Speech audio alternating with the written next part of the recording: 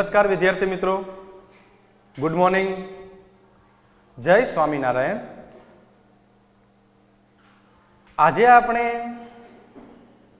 ધોરણ 12માની અંદર એસપીસીસી નામના સબ્જેક્ટમાં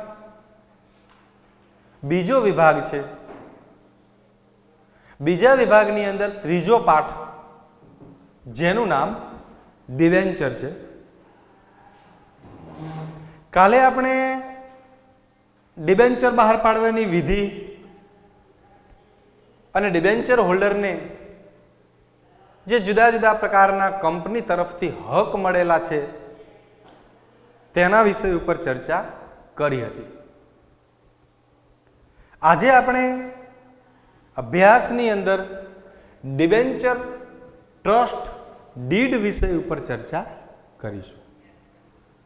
સામાન્ય ભાષામાં વાત કરીએ તો ડિબેન્ચર હોલ્ડરના હિતોનું રક્ષણ કરવા માટે કોઈ એક વ્યક્તિની કંપનીના સંચાલક મંડળની અંદર નિમણૂક કરે અને કંપનીના તમામ પ્રકારના જુદા જુદા પ્રકારના કાર્યો ઉપર દેખરેખ રાખી તમામ ડિબેન્ચર હોલ્ડરોને યોગ્ય પ્રકારની યોગ્ય સમયે માહિતી આપનાર વ્યક્તિ એટલે ટ્રસ્ટ ડીડ। આજે આપણે ડિબેન્ચર ટ્રસ્ટ ડીડ વિષય ઉપર ચર્ચા કરીએ તો ડિબેન્ચર એ કંપનીનું દેવું છે। ડિબેન્ચર એ કંપનીના દેવાનો સ્વીકાર કરતો દસ્તાવેજ છે। કંપની ડિબેન્ચર હોલ્ડરને આ દેવા સામે મિલકતોની જામીનગીરી ગીરો આપે છે। મિત્રો, કોઈ પણ વ્યક્તિ ડિબેન્ચર ખરીદે તો એના બદલે ડિબેન્ચર ખરીદવાના બદલે કંપની જે તે વ્યક્તિને કંપનીની મિલકતો ગીરો જે છે એ રકમને અનુસંધાને આપે છે। ભારતીય કંપની ધારા પ્રમાણે કંપની અને ડિબેન્ચર ધારકો વચ્ચે કાયદેસરનો કરાર કરવામાં આવે છે અને તેની કંપની રજિસ્ટ્રાર સમક્ષ નોંધણી કરાવવામાં આવે છે। આમ કંપની અને ડિબેન્ચર ધારક વચ્ચે નક્કી કરવામાં આવતી આ શરતોના કરારને ટ્રસ્ટ ડીડ તરીકે ઓળખવામાં આવે છે કે ટ્રસ્ટ કરાર કે ટ્રસ્ટ ન્યાસ કરાર તરીકે ઓળખવામાં આવે છે। લેણદાર અને દેણદાર વચ્ચે લેખિત કરાર કરવામાં આવે છે અને આ કરાર એટલે જ ટ્રસ્ટ ડીડ। કરાર કરતી વખતે કેટલી મૂડીનું રોકાણ કરે છે, એ મૂડી ઉપર કેટલું વ્યાજ આપવામાં આવશે અને એ મૂડી કેટલા સમયના અંતે પરત કરવામાં આવશે તેવો ડિબેન્ચર હોલ્ડર અને કંપની વચ્ચે કાયદેસરનો કરાર એટલે ટ્રસ્ટ ડીડ। કંપનીના ડિબેન્ચર હોલ્ડરો જુદી જુદી જગ્યાએ બિનસંગઠિત રીતે વહેંચાયેલા છે કે દેશના જુદા જુદા રાજ્યની અંદર આ ડિબેન્ચર ધારકો જુદી જુદી જગ્યા ઉપર રહેતા હોય છે। આ સંજોગોમાં તેમના હિતોનું રક્ષણ કરવા માટે ટ્રસ્ટ ડીડની જોગવાઈ પ્રમાણે તેમના પ્રતિનિધિ તરીકે કેટલાક પ્રતિષ્ઠિત વ્યક્તિઓને ટ્રસ્ટી તરીકે નિમણૂક કરવામાં આવે છે, જે ડિબેન્ચર ધારકોના વિશાળ સમુદાયનું પ્રતિનિધિત્વ કરે છે અને આ ડિબેન્ચર ટ્રસ્ટીઓ ડિબેન્ચર ધારકોના વિશ્વાસ સંપાદન કરવાનું તટસ્થ રીતે હિત રક્ષણ કરવાનું કાર્ય જે છે એ નિમણૂક પામેલ વ્યક્તિ કાર્ય કરે છે। કંપનીમાં સ્થિર કે અસ્થિર બોજાની પરિસ્થિતિમાં ટ્રસ્ટ ડીડની જોગવાઈઓ પ્રમાણે કાર્યવાહી છે એ કરવામાં આવે છે। કંપની જ્યારે ફડચામાં જવાની હોય તે સંજોગોમાં કંપની ટ્રસ્ટ ડીડને પૂછ્યા વગર એની અનુમતિ વગર કોઈ પણ પ્રકારની સંપત્તિ જે છે એ વહેંચી શકતો નથી અને એ સંપત્તિ વહેંચે તો વિશ્વાસ સંપાદન છે ટ્રસ્ટ ડીડનો કરવો પડતો હોય છે।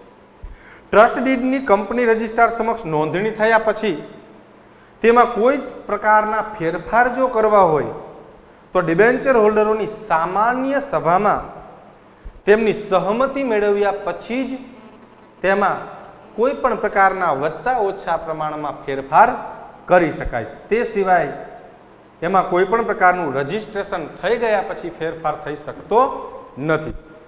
તો ટ્રસ્ટ ડીડમાં નીચે દર્શાવેલ વિગતોનો સમાવેશ કરવામાં આવે છે કે ટ્રસ્ટ ડીડ એટલે શું, એ ટ્રસ્ટ ડીડની અંદર કયા કયા પ્રકારની વિગતોનો સમાવેશ થાય છે.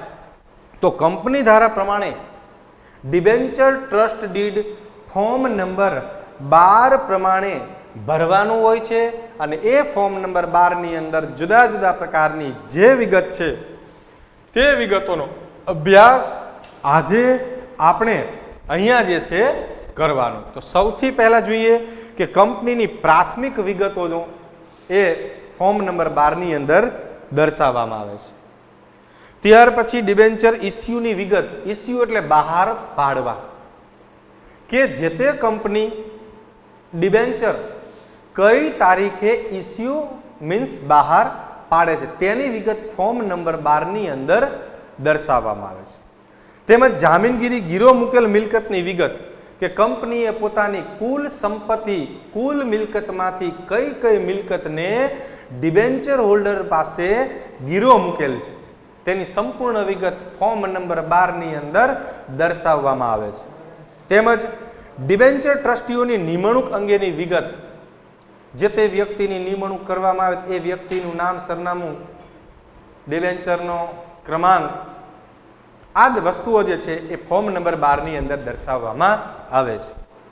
તેમજ જવાબદારી નિભાવવામાં કસૂરવાર ઘટનાઓ, ડિબેન્ચર બહાર પાડે ત્યારથી લઈને ડિબેન્ચરને પરત કરવા માટે જે જુદા જુદા અધિકારીઓને જુદા જુદા પ્રકારની જે ફરજો સોંપવામાં આવેલી છે તેમાં કસૂરવાર જે તે વ્યક્તિઓ, એની ઘટનાઓ અને એ બનેલી ઘટનાઓનો પણ ઉલ્લેખ ફોર્મ નંબર 12 ની અંદર કરવામાં આવે છે. ત્યાર પછી કંપનીને બંધન કરતા શરતો, જોગવાઈઓ અને ફરજોનો ઉલ્લેખ ફોર્મ નંબર 12 ની અંદર થાય છે. અન્ય બાબતો કે ટ્રસ્ટ ડીડમાં શરતોમાં ફેરફાર કર્યા હોય તો તેની વિગત, અને આ વિગત છે એ ડિબેન્ચર હોલ્ડરની સામાન્ય સભામાં ચર્ચા વિચારણાના અંતે જો ફેરફારક્ષમ હોય તો ફોર્મ નંબર 12 ની અંદર એની વિગત દર્શાવવામાં આવે છે. ટ્રસ્ટ ડીડની સ્ટેમ્પ ડ્યુટી ચૂકવવા કંપની જવાબદાર છે. જે ટ્રસ્ટ ડીડની નિમણૂક કરેલી છે એની સ્ટેમ્પ ડ્યુટી કંપની કાયદાની રૂએ કંપની ચૂકવે છે. અને છેલ્લે કે ડિબેન્ચર ધારકોની સભા તથા ફરિયાદ વાંધાઓ અને તેનું નિરાકરણ વગેરે પ્રકારની બાબતોનો સમાવેશ ફોર્મ નંબર 12 ની અંદર છે કરવામાં આવે છે. ડિબેન્ચર ધારકને કોઈ પણ પ્રકારની સમસ્યા હોય એ સમસ્યા દર્શાવી, કોઈ પણ પ્રકારના વાંધા હોય તે દર્શાવી, અથવા એમને લગતી કોઈ પણ પ્રકારની ફરિયાદ હોય તો એ દર્શાવી ફોર્મ નંબર 12 ની અંદર દર્શાવવામાં આવે છે. તો અહીંયા આપણે ડિબેન્ચર ટ્રસ્ટ ડીડની વાત કરી કે જે ડિબેન્ચર હોલ્ડર અને કંપની વચ્ચેનો એક પ્રકારનો કાયદેસરનો કરાર છે. તો હવે જોઈએ ડિબેન્ચર ફેરબદલીની વિધિ.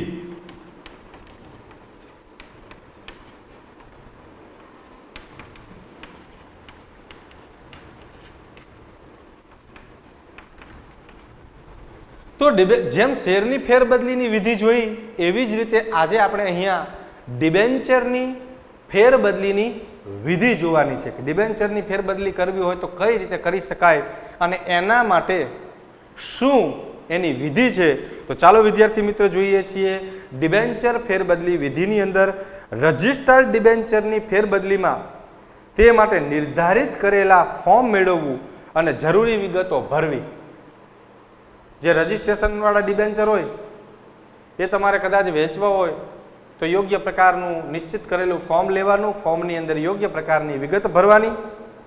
ડિબેન્ચર વેચનાર અને ખરીદનાર બંને પક્ષકારોના નામ છે, સરનામા છે, ડિબેન્ચરની વિગત છે, ડિબેન્ચરનું પ્રમાણપત્ર પ્લસ એનો ક્રમાંક નંબર અને ડિબેન્ચરની સંખ્યા તેમજ ડિબેન્ચરની કિંમત વિગતે દર્શાવવામાં આવે છે અને બંને પક્ષકારો તેમાં સહી કરી ફોર્મ કાયદાની રૂએ છે એ કંપનીને આપે છે.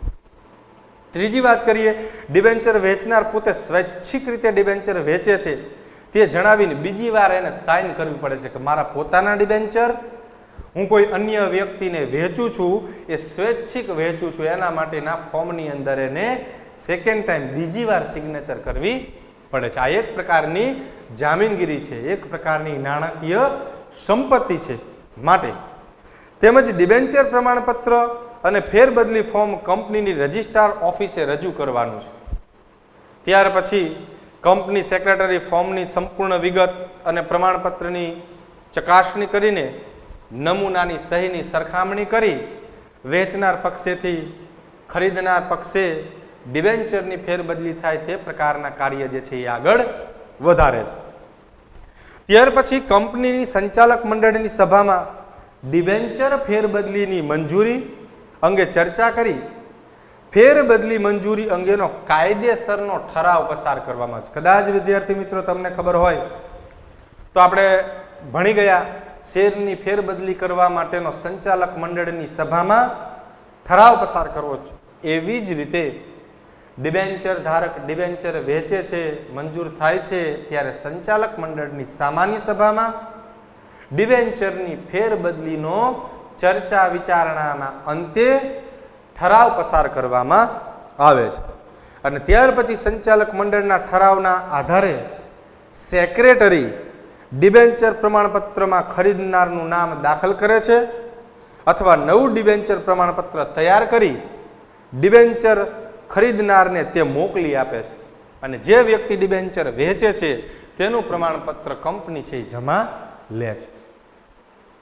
તો શેરની જે ફેરબદલી છે એ જ પ્રકારની ફેરબદલી ડિબેન્ચરની છે, પણ શેરમાં કાયદાની રૂએ જે ફોર્મ ભરવામાં આવે છે એનાથી જુદા પ્રકારના ફોર્મ છે એ ડિબેન્ચરની અંદર ભરવાના છે. નામ, સરનામા, ડિબેન્ચરનો પ્રકાર, ડિબેન્ચરની સંખ્યા, ડિબેન્ચરની કિંમત, ડિબેન્ચરનો ક્રમાંક નંબર વગેરે પ્રકારની બાબતો જે છે એ સામાન્યતઃ ડિબેન્ચરની ફેરબદલી થાય ત્યારે કરવામાં આવતી હોય છે. તો વિદ્યાર્થી મિત્રો, અહીંયા કંપનીને બંધન કરતા શરતો અને જોગવાઈઓનું પાલન જે છે એ પણ કરવું પડે. છઠ્ઠા પોઈન્ટની અંદર ડિબેન્ચર ધારકને ખરીદનાર, વેચનાર અને કંપનીની જુદા જુદા પ્રકારની ફરજો, સત્તા અને જવાબદારીને આધીન ડિબેન્ચરની કાયદાની રૂએ ફેરબદલી કરવામાં આવે છે. તો અહીંયા આપણે જોયું ડિબેન્ચરની ફેરબદલીની વિધિ. હવે આ પાઠનો છેલ્લો પોઈન્ટ છે શેર અને ડિબેન્ચર વચ્ચેનો તફાવત.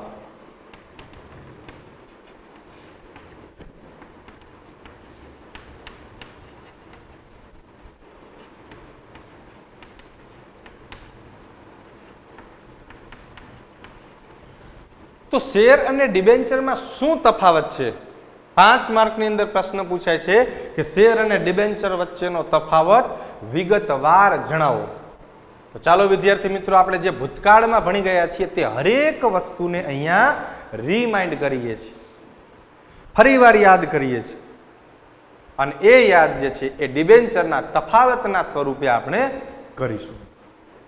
તો ચાલો વિદ્યાર્થી મિત્રો, સૌથી પહેલા આપણે શેર અને ડિબેન્ચર વચ્ચે શું તફાવત છે તેનો અર્થ આપણે સમજીએ છીએ. તો સૌથી પહેલા આપણે શેરનો અર્થ અને ત્યાર પછી ડિબેન્ચરના અર્થ વિશે સમજૂતી પ્રાપ્ત કરીશું. તો કે શેર એટલે શું? તો કે જોઈન્ટ સ્ટોક કંપની પોતાની માલિકીની મૂડીને, ધ્યાન આપજો, જોઈન્ટ સ્ટોક કંપની પોતાની માલિકીની મૂડીને નાના નાના ભાગોમાં વહેંચે છે. આ દરેક ભાગને શેર તરીકે ઓળખવામાં આવે છે. જ્યારે ડિબેન્ચર એ શું છે? તો કે ડિબેન્ચર એ જોઈન્ટ સ્ટોક કંપનીએ જાહેર જનતા પાસેથી જે રકમ ઉછીની મેળવેલ છે તેને સામાન્ય ભાષામાં ડિબેન્ચર તરીકે ઓળખવામાં આવે છે. મૂડીની દ્રષ્ટિએ જોઈએ તો શેર એ કંપનીની માલિકીની મૂડી છે. શેર એ કંપનીની માલિકીની મૂડી છે, જ્યારે ડિબેન્ચર એ કંપનીએ ઉછીની લીધેલી મૂડી છે. આગળ જોયું કે કંપની પોતાની મૂળ મૂડીને નાના નાના વિભાગમાં વેચે છે, માટે આ શેર જે છે એ શેર મૂડી એ કંપનીની માલિકીની છે, અને ડિબેન્ચર એ કંપનીએ ઉછીની લીધેલી મૂડી છે. વળતર શું મળે? તો કે શેર ઉપર નફા સ્વરૂપે ડિવિડન્ડ પ્રાપ્ત થાય છે. શું પ્રાપ્ત થાય છે? શેર ઉપર ડિવિડન્ડ મળે છે, જ્યારે કંપની ડિબેન્ચર પર વળતર તરીકે કાયદાની રૂએ વ્યાજ આપે છે. શેર ઉપર શું મળે? ડિવિડન્ડ. અને ડિબેન્ચર ઉપર વ્યાજ. ખરેખર ડિવિડન્ડ એ નાણાકીય વળતર જ છે, પણ જેની ચૂકવણી શેર ઉપર થાય તેને ડિવિડન્ડ કહેવાય, અને ડિબેન્ચર ઉપર જે ચૂકવણી થાય તેને કાયદાની રૂએ છે વ્યાજ કહેવામાં આવે છે. શું કહેવામાં આવે છે? વ્યાજ કહેવામાં આવે છે. ત્યાર પછી વળતરનો દર, તો કે ડિવિડન્ડનો વળતરનો દર અનિશ્ચિત છે. એટલે કે વ્યાજ ઉપર ડિવિડન્ડ અનિશ્ચિત છે. કંપની ઈચ્છે તો આપે, ન ઈચ્છે તો ન પણ આપે. આવેદનપત્રક નિયમન પત્રમાં કોઈ જગ્યાએ એવી જોગવાઈ નથી કે ફરજિયાત ડિવિડન્ડ જાહેર કરવું જ પડે. એ નફા ઉપર આધાર છે. એટલે કે શેર ઉપર ચૂકવવામાં આવતું વળતર અનિશ્ચિત છે, જ્યારે ડિબેન્ચર પર વ્યાજનો દર નિશ્ચિત હોય છે. નફો થાય કે ન થાય, વ્યાજ એ ફરજિયાત ડિબેન્ચર ઉપર ચૂકવવું જ પડે છે. માલિકી, જો એક શેર હોલ્ડર એ કંપનીનો કાયદેસરનો માલિક ગણાય છે. શેરમાં શેર હોલ્ડર એ કંપનીનો માલિક છે, જ્યારે ડિબેન્ચર હોલ્ડર એ કંપનીનો માત્ર ને માત્ર લેણદાર છે. એક શેર ધરાવનાર વ્યક્તિને પણ કંપનીનો માલિક કહેવામાં આવે છે, જ્યારે ડિબેન્ચર ધારક છે એ કંપનીનો લેણદાર છે. ત્યાર પછી જોખમ, કે શેરમાં જોખમનું પ્રમાણ વધારે માત્રામાં હોય છે, જ્યારે ડિબેન્ચરમાં જોખમનું પ્રમાણ ઓછું જોવા મળે છે. કારણ કે કંપની જ્યારે સમેટી લેવામાં આવે ત્યારે સૌથી પહેલા મૂડીની ચૂકવણી એ ડિબેન્ચર ધારકને કરવામાં આવે છે. ડિબેન્ચર ધારકની ચૂકવણી કર્યા પછી એ શેર ધારકની ચૂકવણી થાય છે. તમે વિચારી શકો છો, માટે શેરમાં જોખમનું પ્રમાણ વધુ છે અને ડિબેન્ચરની અંદર જોખમનું પ્રમાણ ઓછું છે. પછી શેર ધારકને મત આપવાનો અધિકાર છે, પણ ડિબેન્ચર ધારકને મત આપવાનો અધિકાર મળતો નથી. સ્ટેમ્પ ડ્યુટી, કે કંપનીમાં શેર ફેરબદલી ઉપર ઓછી સ્ટેમ્પ ડ્યુટી હોય છે, જ્યારે ડિબેન્ચરની ફેરબદલીમાં સ્ટેમ્પ ડ્યુટી વધુ ભરવી પડતી હોય. શા માટે આવું? તો કે શેરની ફેરબદલીની રકમ ઓછી અને નાની હોય છે, જ્યારે ડિબેન્ચરની ફેરબદલી થાય ત્યારે વિશાળ પાયા ઉપર મૂડી જે છે એની હેરફેર થાય, એના જ માટે અહીંયા સ્ટેમ્પ ડ્યુટી છે એ વધુ માત્રામાં જોવા મળે છે. પછી જો નાણાં પરત મેળવવા, તો કે કંપની જ્યાં સુધી કાયદેસર રીતે હયાત હોય ત્યાં સુધી શેરના નાણાં પરત કરી શકતી નથી. કંપની જ્યાં સુધી ચાલુ હોય ત્યાં સુધી શેરના પૈસા મળે નહીં, અને કંપની વિસર્જન સમયે સૌથી છેલ્લે મૂડી પરત મેળવવાનો હક શેર ધારકનો છે. કંપનીની સ્થાપના થાય, તમે શેર ખરીદો, પણ એ પૈસા તમને મળે ક્યારે? કે જ્યારે કંપનીનું વિસર્જન થાય ને ત્યારે. નો ડાઉટ તમે તમારા શેર કોઈ અન્ય વ્યક્તિને વેચી શકો છો, પણ કાયદાની રૂએ કંપનીને તમારે શેર પરત કરવા હોય તો કંપનીનું વિસર્જન થાય ત્યારે પણ એ છેલ્લે પૈસા તમને મળે છે. જ્યારે ડિબેન્ચરના પ્રકાર મુજબ કંપની નાણાં પરત કરી શકે, કંપની વિસર્જન સમયે નાણાં પરત મેળવવાનો પ્રથમ હક ડિબેન્ચર ધારકને મળે છે. આપણે આગળ જોયું હતું કે શેર ધારણ કરેલ વ્યક્તિ કરતા પહેલા ડિબેન્ચર હોલ્ડરને પૈસા પહેલા મળે છે, અને ડિબેન્ચર હોલ્ડર કરતા પણ જે બોન્ડ ધારક છે એને પૈસા પહેલા મળે. પણ મોટાભાગની કંપનીઓની જરૂરિયાત છે ડિબેન્ચરમાંથી પૂરી થઈ જતી હોય છે, એટલે સામાન્યતઃ હરેક કંપનીઓ જે છે શેર મૂડીથી એ વધુ મૂડીની જરૂર પડે ત્યારે કંપની છે એ કાયદાની રૂએ ડિબેન્ચર બહાર પાડે છે. પછી જો મિલકત પર બોજ, કે મિલકત પર કોઈ પણ પ્રકારનો બોજ એ ઊભો કરવામાં આવતો નથી, જ્યારે ડિબેન્ચરમાં મિલકત ઉપર બોજ ઊભો કરવામાં આવે છે. જ્યારે ડિબેન્ચર બહાર પાડે ત્યારે કંપની પોતાની મિલકતોને ગીરો મૂકે છે. એમાં સ્થિર અને અસ્થિર એવા બંને પ્રકારના દસ્તાવેજી અને મિલકતને લગતા કાયદાની રૂએ એમના નામે હોય તેવી સંપત્તિને ગીરો મૂકે છે. ત્યાર પછી જો મૂડીમાંથી ચૂકવણી કે કંપનીની મૂડીમાંથી શેર પર ડિવિડન્ડ આપી શકાતું નથી. કંપનીની જે મૂડી હોય જેને અનામત ભંડોળ કહેવાય એમાંથી એ ડિવિડન્ડની ચૂકવણી કાયદાની રૂએ થતી નથી. જ્યારે ડિબેન્ચર પર વ્યાજ જોગવાઈ પ્રમાણે મૂડીમાંથી આપી શકાય છે. યોગ્ય પ્રકારની જોગવાઈ કરેલી હોય, વાર્ષિક વ્યાજનો દર નક્કી કરેલ હોય અને એ સમય પૂર્ણ થતાની સાથે જ કંપનીના અનામત ભંડોળમાંથી પણ ડિબેન્ચર હોલ્ડરને ડિબેન્ચરની મૂડી ઉપર કાયદાની રૂએ વ્યાજની ચૂકવણી કરવી પડે છે. પછી અંકુશ જો શેર હોલ્ડરો કંપનીમાં વહીવટી પર અંકુશ ધરાવી શકે છે. કંટ્રોલિંગ પાવર છે શેર ધારકોનું, પણ ડિબેન્ચર ધારકો કંપનીના વહીવટ પર અંકુશ ધરાવી શકતો નથી. પરંતુ તેમના હિતના રક્ષણ માટે ડિબેન્ચર ટ્રસ્ટીની કાયદાની રૂએ નિમણૂક કરી શકે છે. એ નિમણૂક થયા પછી જે તે ટ્રસ્ટીડ છે એ વ્યક્તિ એમનું રક્ષણ થાય તે હેતુથી જે વ્યક્તિની નિમણૂક કરે તે વ્યક્તિ એટલે ટ્રસ્ટી. અને છેલ્લો પોઈન્ટ છે કંપની વિસર્જનની માગણી કે શેરધારક કંપની વિસર્જનની કાયદાની રૂએ માગણી કરી શકતો નથી. જ્યારે ડિબેન્ચર ધારક જે છે એ કંપની વિસર્જનની કાયદાની રૂએ માગણી કરે ત્યારે કંપનીએ કંપનીનું વિસર્જન કરી વાઇન્ડ અપ કરી તમામ ડિબેન્ચર ધારકોને એનું દેવું છે એ ચૂકવી દેવું પડતું હોય છે મિત્રો. તો અહીંયા આપણે જોયું એ શેર અને ડિબેન્ચર વિષય ઉપર અહીંયા ચર્ચા કરી. આપણો આ પાઠ છે અહીંયા પૂર્ણ થાય છે.